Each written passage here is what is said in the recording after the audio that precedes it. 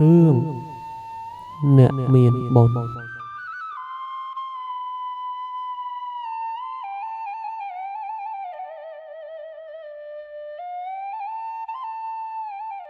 នគរមហាធូលីជានគរដ៏រុងរឿងមួយកាលពីពេលមុនពេលនេះបានក្លាយជាទីឋានដែលពោរពេញទៅដោយទុក្ខសោកវេទនាអាកាសធាតុបានរាំងស្ងួតអស់រយៈពេល3ឆ្នាំជាប់គ្នាដីស្រែចម្ការបានប្រេះបែកស្ងួតហួតហែងស្ដេចដែលកំពុងគ្រងរាជ្យគឺមានព្រះនាមថាព្រះបាទអេសរៈមិនត្រឹមតែមិនអាចរកដំណោះស្រាយបានទេតែថែមទាំងបានបង្កើតពន្ធដារយ៉ាងធ្ងន់ធ្ងរទៅលើប្រជារាស្ត្រទៀតផងព្រះអង្គជាស្ដេចដែលវក់នឹងអំណាចមិនជឿលើធម៌អា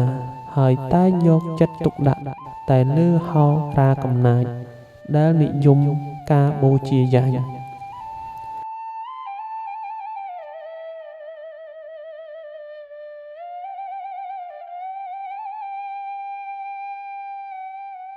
នៅក្នុងភូមិដាច់ស្រយាលមួយគ្រួសារអ្នកស្រែត្រូវបង្ខំចិត្តលក់កូនចៅដើម្បីបង់ពន្ធរីឯយាយនិងតាត្រូវនាំគ្នាសំពះដីសុំទឹកភ្លៀងទាំងទទេស្អាតសំលេងយំសោកសៅនឹងការអធិដ្ឋានធ្ងរបានលាន់ឮរន្ទឺរហូតដល់ឋានសួគ៌នៅលើឋានត្រៃត្រង់ក្នុងកណ្ដាលរស្មីភ្លឺថ្លាព្រះឥន្ទិរាជទ្រង់គង់លើបល្ល័ង្កកែវហើយទេវតា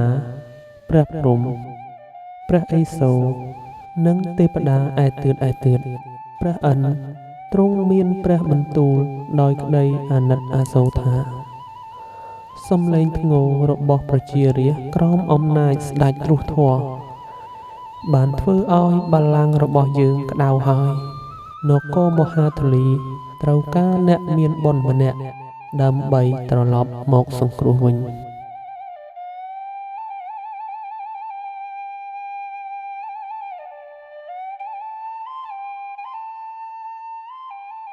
បន្ទាប់ពី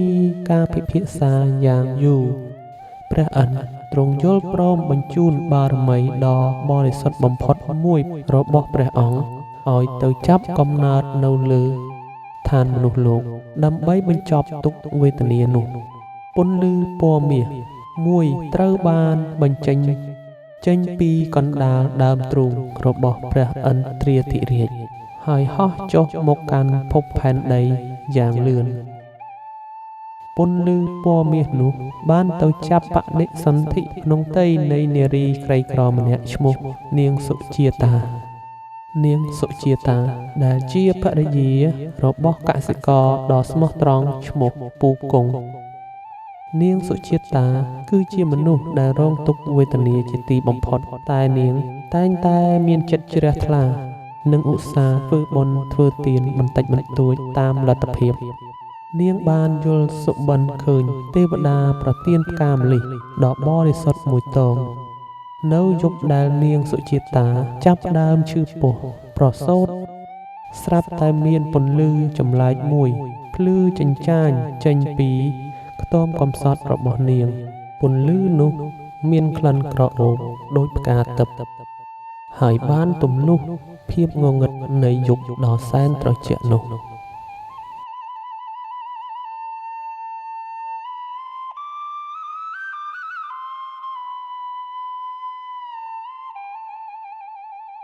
ទារកនោះបានប្រសូតចេញមកដោយសុវត្ថិភាព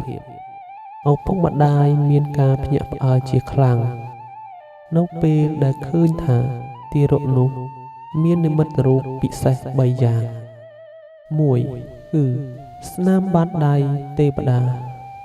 នៅលើបាតដៃឆ្វេងរបស់ទារកមានស្នាមរង្វង់មូលភ្លឺថ្លា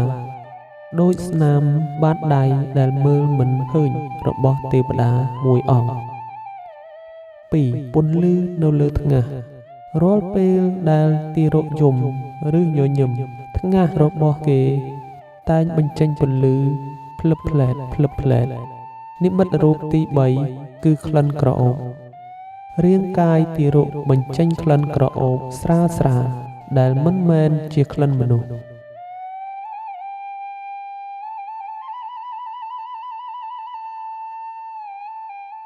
ឪពុកម្ដាយទាំងពីរបានដាក់ឈ្មោះកូនប្រុសរបស់ខ្លួនថាបុនព្រោះជឿជាក់ថាកូនរបស់ខ្លួនមានកំណើតមកដោយសារបុណ្យបារមីកុមារបុនលូតលាស់ធំធាត់ឡើងដោយមានអត្តចរិតល្អស្លូតបូតនិងមានចិត្តសន្តោសប្រណីជាទីបំផុតគាត់មានសេចក្តីស្រឡាញ់ចំពោះធម្មជាតិហើយតែងជួយឪពុកម្ដាយធ្វើការងារស្រែចម្ការ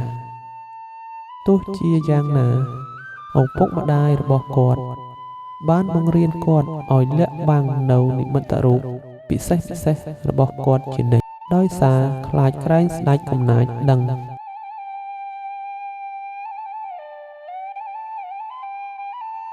នៅពេល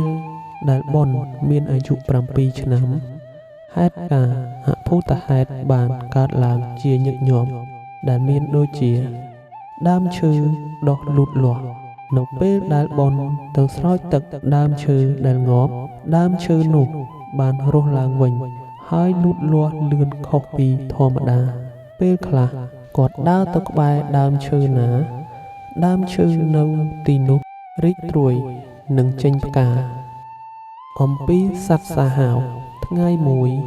បុនបានដើរចូលទៅក្នុងព្រៃហើយបានជួបនឹងខ្លាធំមួយក្បាលខ្លាបែរជាលុតជង្គង់សម្លឹងមើលបុនដោយភ្នែកទន់ភ្លន់រួចក៏ដកថយទៅវិញដោយសន្តិភាពសត្វទាំងឡាយមានការកោតក្រែងគាត់អំពីទឹកស្រះមិនរីងនៅក្នុងភូមិពេលដែលស្រះទឹកទាំងអស់រីងស្ងួតដោយសារកម្ដៅព្រះអាទិត្យស្រះតូចមួយដែលនៅក្បែរផ្ទះបុននៅតែមានទឹកថ្លាឆ្វេងហើយត្រីនៅទីនោះមិនងាប់ឡើយឪពុកម្ដាយរបស់បុនបានដឹងច្បាស់ថាកូនរបស់ខ្លួនគឺជាអ្នកមានបុណ្យពិតប្រាកដដែលព្រះឥន្ទបញ្ជូនមកប៉ុន្តែពួកគេកាន់តែព្រួយបារម្ភអំពីសុវត្ថិភាពរបស់កូនដោយសារអំណាចអរូបីនេះ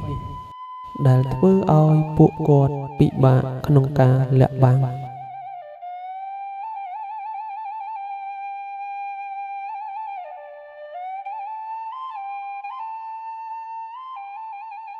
នៅនគរមហាធុលីព្រះបាទអសរៈដែលជាស្ដេចកំណាចទ្រង់កាន់តែព្រួយបារម្ភពីស្ថិរភាពរាជបល្ល័ង្កដោយសារតែក្តីសុបិនអាក្រក់និងនិមិត្តអាក្រក់កើតមានជាញឹកញាប់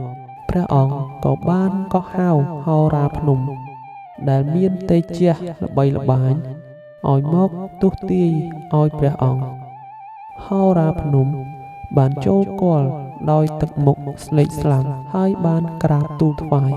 បបិទ្ធព្រះអង្គតេជះរបស់ព្រះអង្គកាន់តែចុះខ្សោយហើយឥឡូវនេះមានអ្នកមានបុណ្យម្នាក់បានកើតឡើងក្នុងត្រកូលអ្នកស្រែ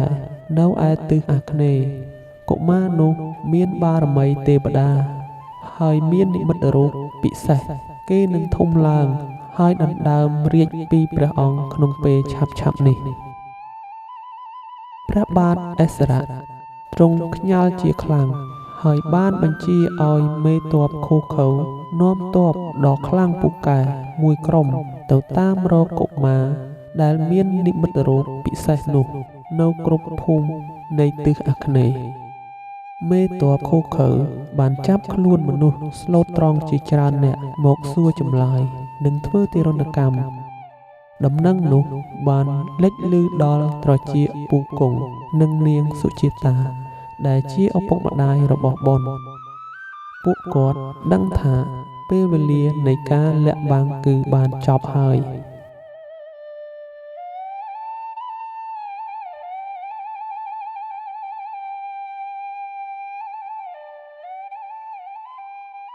នៅយប់មួយពូគង់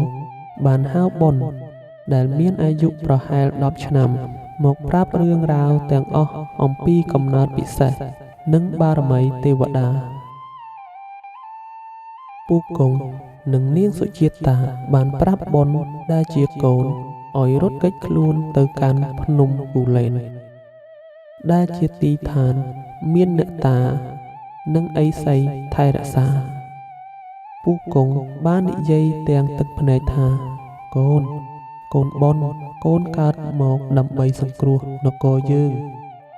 ពេលនេះគ្រោះថ្នាក់មកដល់ហើយកូនត្រូវតែលាក់ខ្លួនឲ្យផុតពីកណ្ដាប់ដៃស្ដេចកំណាចហើយទៅតាមរកផ្លូវដើម្បីប្រើប្រាស់បារមីរបស់កូនឲ្យបានត្រឹមត្រូវទៅចុះកូនទៅចុះបើមិនដូច្នោះទេយើងទាំងអស់គ្នានឹងត្រូវស្លាប់ឥតប្រយោជន៍បុនទាំងក្តីអាល័យទាំងក្តីភ័យខ្លាចតែដោយសារមានការតាំងចិត្តយ៉ាងមុតមាំក៏បានអោបឪពុកម្ដាយជាលើកចុងក្រោយគាត់បានយកតែរបស់របរចាំបាច់មួយចំនួនតែប៉ុណ្ណោះហើយចេញដើរនៅក្រោមមេឃដ៏ងងឹតពេលដែលគាត់ដើរចេញពីភូមិគាត់បានប្រើពន្លឺថ្ងាសរបស់គាត់ដើម្បីបំភ្លឺផ្លូវតូចមួយដែលនាំទៅកាន់ព្រៃជ្រៅបំផុត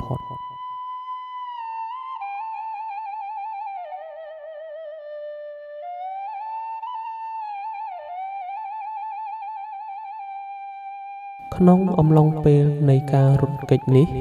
ទ័ពរបស់មេទ័ពបានមកដល់ភូមិរបស់បុនឪពុកម្ដាយរបស់បុនត្រូវមេទ័ពចាប់បានប៉ុន្តែពួកគាត់បានបដិសេធមិនព្រមប្រាប់ផ្លូវដែលកូនប្រុសរបស់ពួកគាត់បានទៅឡើយចំណែកឯបុនកំពុងរត់សំដៅទៅរកព្រៃភ្នំដ៏ខ្មៅងងឹតដែលនៅទីនោះពន្លឺតិចតួចនៃបារមីរបស់គាត់បានរលត់បាត់បន្តិចម្ដងចូលទៅក្នុងភាពស្ងាត់ជ្រងំនៃព្រៃឥឡូវនេះគាត់គឺជាក្មេងកំព្រាដែលត្រូវពឹងផ្អែកលើបារមីនិងជោគវាសនារបស់ខ្លួនតែប៉ុណ្ណោះបុនបានដើរយ៉ាងលំបាកឆ្លងកាត់ព្រៃដ៏ស្ងាត់ជ្រងំអាហារនិងទឹករបស់គាត់ចាប់ផ្ដើមអស់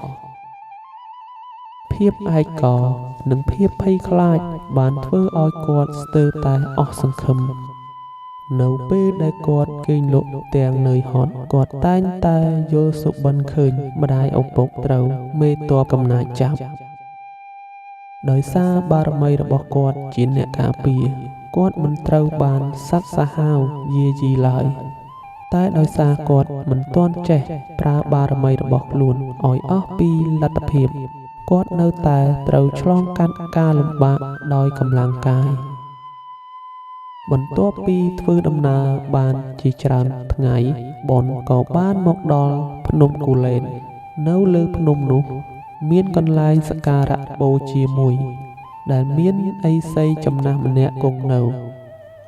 ឥសីនោះព្រះនាមថាតាបសៈវិមលៈជាអ្នកមានទេជះខ្លាំងពូកែហើយតែងធ្វើសមាធិក្រោមដើមជ្រៃយក្សបុនបានដើរទៅមុខឥសីហើយក្រាបសំពះដោយក្តីគោរពលោកតាឥសីមិនចាំបាច់ឲ្យបុននិយាយឡើយព្រោះលោកបានដឹងមុនហើយតាមរយៈសមាធិលោកញញឹមស្រាលហើយមានពាក្យលួងលោមថាកូនបុនយើងដឹងថាកូនគឺជាវងអ្នកមានបុណ្យដែលព្រះឥន្ទបញ្ជូនមកសង្គ្រោះផែនដីនេះកុំបារម្ភអីនេះគឺជាវាសនារបស់កូនដែលត្រូវឆ្លងកាត់ការលំបាកប៉ុន្តែមុននឹងកូនអាចប្រើប្រាស់បារមីទេវតាបាន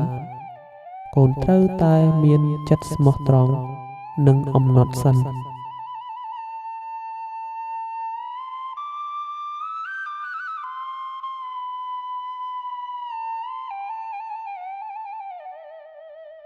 លោកតាឥសីបានចាប់ផ្ដើមសាកល្បងចិត្តរបស់បុនដោយមិនបានបង្រៀនមន្តអាគមឬឫទ្ធិអំណាចអ្វីឡើយលោកគ្រាន់តែឲ្យបុនធ្វើការងារលំបាកដោយឲ្យបុនទៅកាប់អុស ដ៏ច្រើនសន្ធឹកហើយមិនឲ្យប្រើបារមីជួយឲ្យបនទៅដងទឹកពីជ្រលងភ្នំដ៏ជ្រៅបំផុតដោយប្រើក្អមបែកឲ្យបនរងាប់ភ្លើងដែលកំពុងឆេះគំនរស្លឹកឈើដោយប្រើស្លឹកឈើស្ងួតបនមិនបានត្អូញត្អែឡើយគាត់បានទទួលយកការងារទាំងអស់នោះដោយទឹកមុខញញឹមនិងខិតខំធ្វើឲ្យអស់ពីសមត្ថភាពទោះបីដឹងថាវាជាកិច្ចការដែលស្ទើរតែមិនអាចសម្រេចបានក៏ដោយនេះបង្ហាញពីការអត់ធ្មត់និងសេចក្តីសុភាពរាបសាររបស់គាត់ដោយសារការខិតខំប្រឹងប្រែងនិងចិត្តដ៏បរិសុទ្ធរបស់បនរាល់កិច្ចការដែលមិនអាចទៅរួចក៏ចាប់ផ្ដើមคล้ายជាការសម្រេចបានក្អមដែលធ្លាយក៏បានជួសជុលដោយខ្លួនឯងពេលដែលបនយកដៃទៅប៉ះវាដោយក្តីស្មោះត្រង់លោកតាអេសីឃើញដូច្នេះក៏ដឹងថាបនគឺជាកូនសិស្សដែលមានចិត្តបរិសុទ្ធពិតប្រាកដលោកក៏បានបង្រៀនគាត់នៅធម៌និងការធ្វើសមាធិដើម្បីពង្រឹងស្មារតីនិងភ្ជាប់ទំនាក់ទំនងជាមួយបារមីរបស់ខ្លួនលោកតាអេសីបាននាំបនទៅកាន់ក្រោមដើមពោធិ៍មួយដើមដ៏ធំចំណាស់បំផុតនៅលើភ្នំនោះដើមពោធិ៍នោះជានិមិត្តរូបនៃការត្រាស់ដឹងនិងជាកន្លែងដែលទេវតាទាំង7ព្រះអង្គចុះមកថែរក្សានៅទីនោះបនបានតាំងចិត្តធ្វើសច្ចាធិដ្ឋានដ៏ធំធេងមួយដោយបដិញ្ញាចំពោះទេវតាទេវតាទាំងឡាយបើសិនខ្ញុំពិតជាអ្នកមានបុណ្យដែលកើតមកដើម្បីជួយប្រជារាស្ត្រសូមឲ្យបារមីរបស់ខ្ញុំមានឫទ្ធិអំណាចគ្រប់គ្រាន់ដើម្បីផ្ដួលរំលំស្ដេចទ្រុសធរអេសរៈបើសិនជាខ្ញុំគ្រាន់តែជាមនុស្សធម្មតាសូមឲ្យខ្ញុំស្លាប់នៅទីនេះចុះប៉ុន្តែខ្ញុំសូមបដិញ្ញាថាខ្ញុំនឹងប្រើអំណាចនេះដើម្បីតែសេចក្តីសុខរបស់ប្រជារាស្ត្រប៉ុណ្ណោះហើយមិនមែនដើម្បីការសងសឹកឬលោភលន់ឡើយភ្លាមនោះដើមពោធិ៍ក៏បានបញ្ចេញពន្លឺពណ៌ស្វាយយ៉ាងខ្លាំងដែលជាសញ្ញានៃការទទួលយករបស់ទេវតាខ្យល់បានបក់បោកយ៉ាងខ្លាំងប៉ុន្តែបននៅតែគង់ស្ងៀម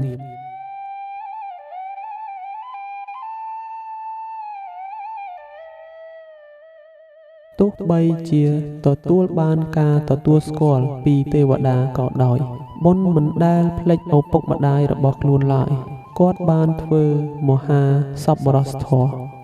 ដោយបានចាប់ផ្ដើមធ្វើចេតិយតូចមួយនៅក្បែរអាស្រមលោកតាអេសី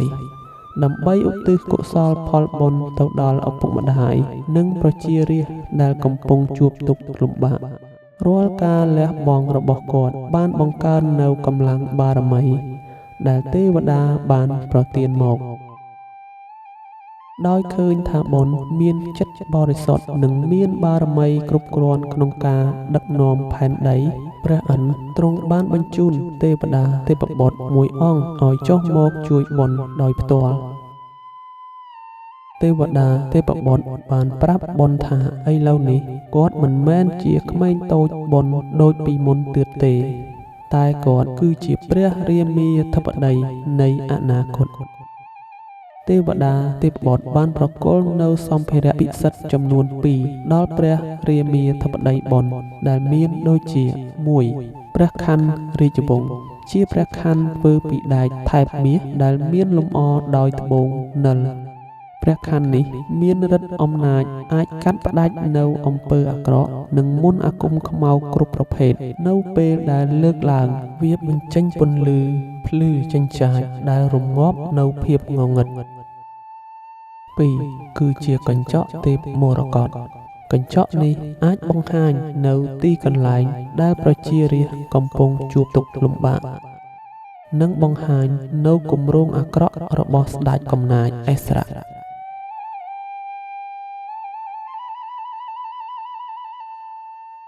នៅពេលដែល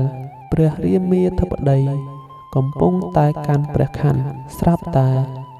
មានពពកពណ៌សមួយបានហោះចុះមកពីលើមេឃហើយបានคล้ายទៅជាសេះរត់មួយក្បាលសេះរត់បានលុតជង្គង់នៅចំពោះមុខព្រះរាមាធិបតីហើយបាននិយាយដោយសំឡេងពិរោះថាបបិទ្ធព្រះអង្គខ្ញុំបាទជាសត្វពីហណៈដែលព្រះឥន្ទបញ្ជូនមកដើម្បីជាកម្លាំងជួយព្រះអង្គក្នុងការធ្វើសង្គ្រាមខ្ញុំអាចហោះហើរបានលឿនដូចខ្យល់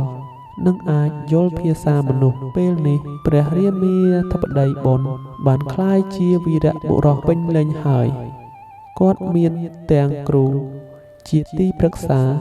មានអាវុធឫទ្ធិនិងសត្វពាហនៈដ៏អស្ចារ្យគាត់បានត្រៀមខ្លួនរួចរាល់ដើម្បីចេញដំណើរពីភ្នំដ៏ពិសិដ្ឋទៅប្រឈមមុខនឹងវាសនាដើម្បីសង្គ្រោះនគរនិងដណ្ដើមរាជបល្ល័ង្កពីស្ដេចកំណាច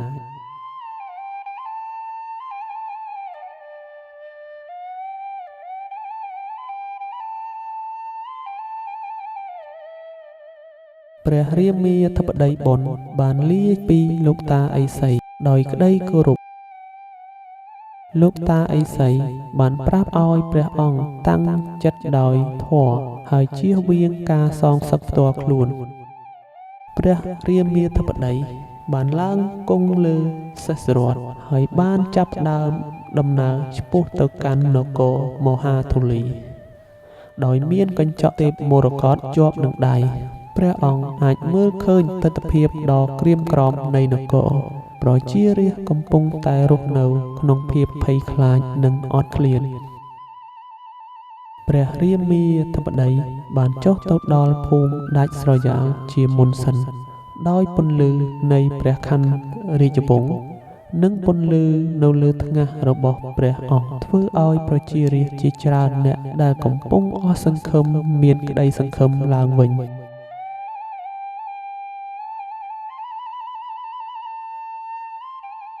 ពេលដែលព្រះអង្គមកដល់ភូមិមួយដែលស្ងួតហួតហែងព្រះអង្គបានដាក់ព្រះខ័នរបស់ព្រះអង្គលើដីហើយបួងសួងដោយសច្ចៈភ្លាមនោះទឹកក៏បានហូរចេញពីដីដែលប្រេះស្រាំហូរคล้ายជាអូរតូចមួយប្រជាជនដែលឃើញផ្ទាល់ភ្នែកបានលុតជង្គង់ហើយជឿជាក់ថាព្រះអង្គគឺជាអ្នកមានបុណ្យពិតប្រាកដក្រុមអ្នកស្រែអ្នកនេសាទនិងអ្នកដែលត្រូវរងទុក្ខដោយសារស្ដេចកំណាចបានសម្រេចចិត្តចូលរួមជាមួយព្រះអង្គដោយស្ម័គ្រចិត្តពួកគេបានបង្កើតជាកងទ័ពធម៌ដែលមិនមានអាវុធទំនើបឡើយតែពោរពេញដោយសេចក្តីក្លាហាននិងសេចក្តីស្មោះត្រង់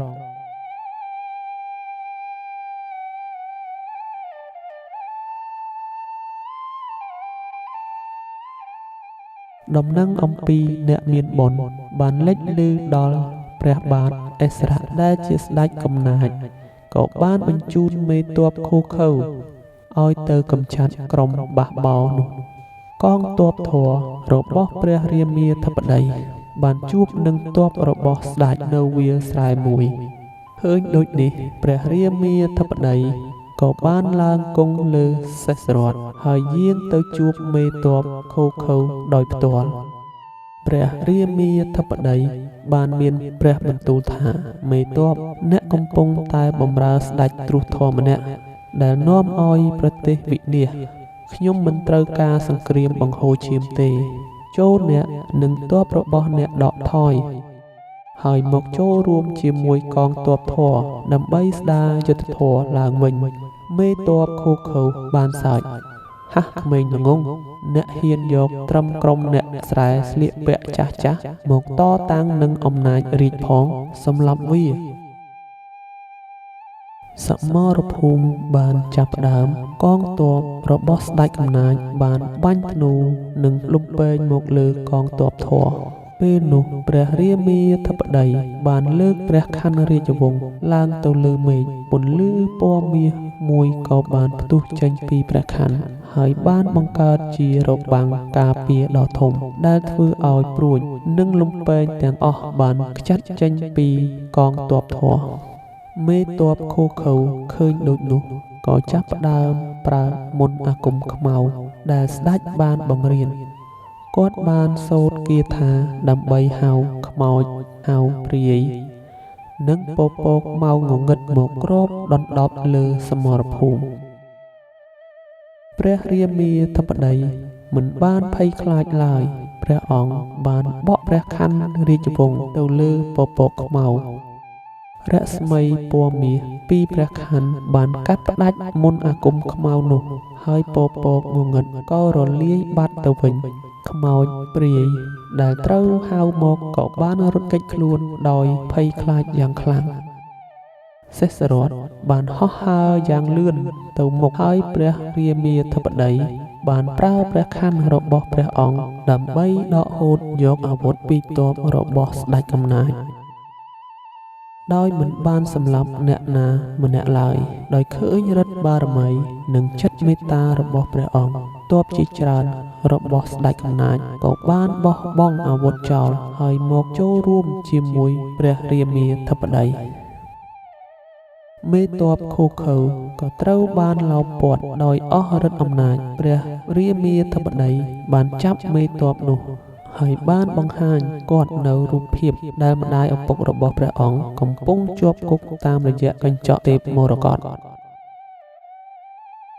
មេទ័ពនោះក៏បានយល់ច្បាស់ពីអំពើអាក្រក់របស់ស្ដេចហើយបានសារភាពទោសកំហុសនិងសច្ចាថានឹងជួយព្រះរាមាធិបតីឲ្យទៅដល់រាជវាំង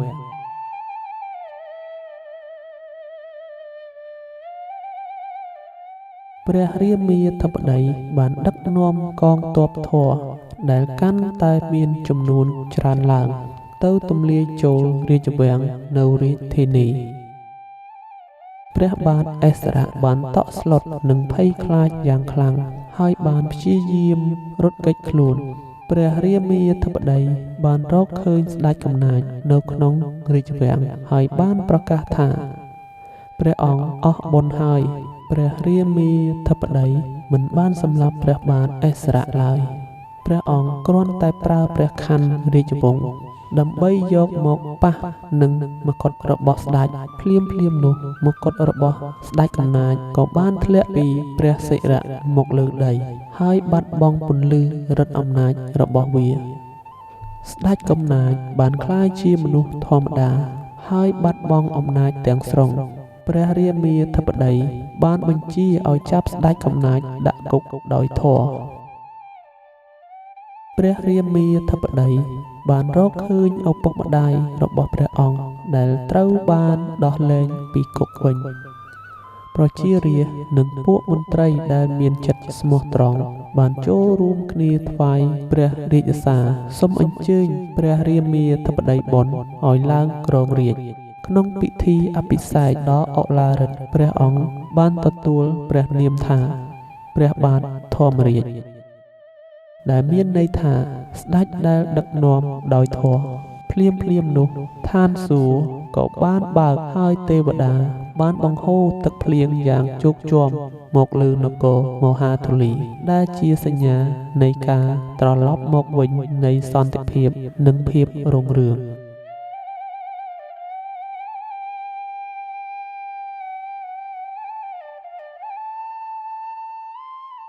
ក្រោមព្រឹត្តិការណ៍របស់ព្រះបាទធម្មរាជបុណ្យនគរមហាធុលីបានប្រែក្លាយទៅជានគរធម្មរាជដ៏រុងរឿងព្រះអង្គបានដឹកនាំប្រទេសដោយយុត្តិធម៌និងមេត្តាធម៌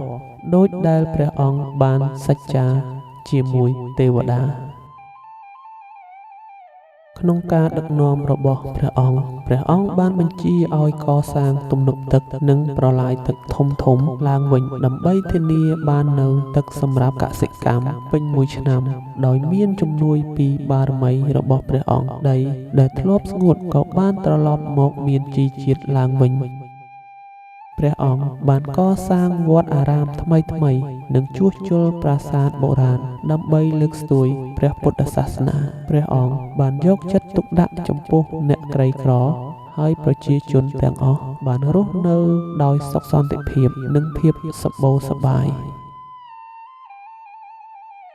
ចំពោះឪពុកម្ដាយរបស់ព្រះអង្គត្រូវបានតែងតាំងជាព្រះវរបិតានិងព្រះមាតា ហើយបានទទួលកិត្តិយសនិងក្តីសុខក្នុងវ័យចាស់រហូតដល់អស់អាយុដោយជរាពាធ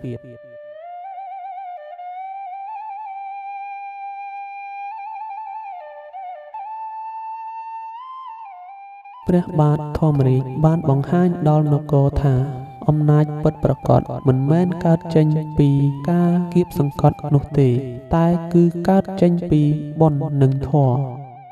ព្រះអង្គតែងតែប្រើកញ្ចក់ទេពមរកតដើម្បីមើលទៅដល់ប្រជារាស្ត្រក្រីក្របំផុតហើយប្រើព្រះខ័នរាជវង្សដើម្បីការពារសេចក្តីសុខរបស់ពួកគេ ព្រះបាទធម្មរាជបានគង់វង្សអស់រយៈពេលជាច្រើនទសវត្សរ៍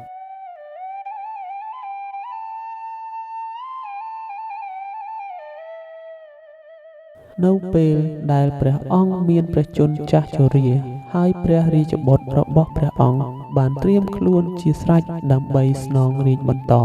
ព្រះអង្គក៏បានដឹងថាពេលវេលារបស់ព្រះអង្គនៅលើផែនដីបានមកដល់ទីបញ្ចប់ហើយព្រះអង្គបានយាងទៅដល់ក្រោមដើមពោធិ៍ដែលព្រះអង្គធ្លាប់បានធ្វើសច្ចាធិដ្ឋានកាលពីក្មេងព្រះអង្គបានដោះព្រះខ័នរាជវង្សនិងកញ្ចក់ទេពមរកតចេញហើយដាក់នៅក្រោមដើមពោធិ៍នោះទុកសម្រាប់អ្នកមានបុណ្យជំនាន់ក្រោយ នៅពេលព្រះបាទធម្មរាជធ្វើសមាធិនៅក្រោមដើមពោធិ៍ស្រាប់តែមានពន្លឺពណ៌មាសមួយបានបញ្ចេញចេញពីព្រះកាយរបស់ព្រះអង្គពន្លឺនោះបានរុំព័ទ្ធព្រះអង្គទាំងស្រុងព្រះឥន្ទបានយាងចុះមកជាមួយនឹងទេវតាទាំងឡាយហើយបានអញ្ជើញព្រះអង្គឲ្យត្រឡប់ទៅឋានត្រៃត្រង់វិញ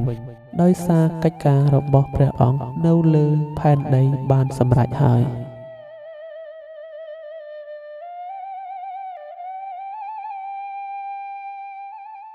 ព្រះបាទធម្មរាជមិនបានសោយទីវង្គតតាមបែបមនុស្សធម្មតាឡើយគឺទ្រង់បានយាងចូលទីវង្គតទៅឋានសួគ៌ទាំងមានព្រះជន្មនៅឡើយនៅសល់តែស្នាមបាតជើងទេវតាដែលធ្លាប់មាននៅលើបាតដៃរបស់ព្រះអង្គប៉ុណ្ណោះដែលត្រូវបានបោះពុម្ពជាប់នឹងថ្ម ដើមពោធិ៍និងកន្លែងដែលព្រះបាទធម្មរាជបានយាងចូលទីវង្គតបានคล้ายទៅជាទីសក្ការៈបូជាដ៏ពិសិដ្ឋមួយប្រជាជនបានហៅទីនោះថាវិមាន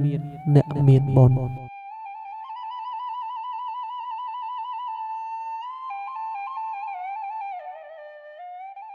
ព្រះរាជបុត្ររបស់ព្រះអង្គបានស្នងរាជបន្ត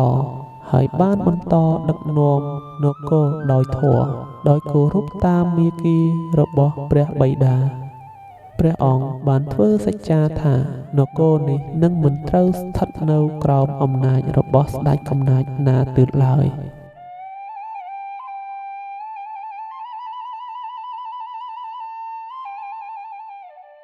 រឿងនិទាននេះបានបញ្ចប់ហើយព្រះបាទធម្មរាជគឺជាភស្តុតាងដ៏រស់រវើកដែលបង្ហាញថាបុណ្យបារមីមិនមែនកើតចេញពីកំណើតរាជវង្សឬទ្រព្យសម្បត្តិឡើយតែគឺកើតចេញពីការធ្វើអំពើល្អសេចក្តីស្មោះត្រង់និងការបដិញ្ញាចិត្តដើម្បីប្រយោជន៍រួមដរាបណាយើងប្រកាន់ខ្ជាប់នៅធម៌ទេវតានឹងនៅតែរក្សាយើងជានិច្ច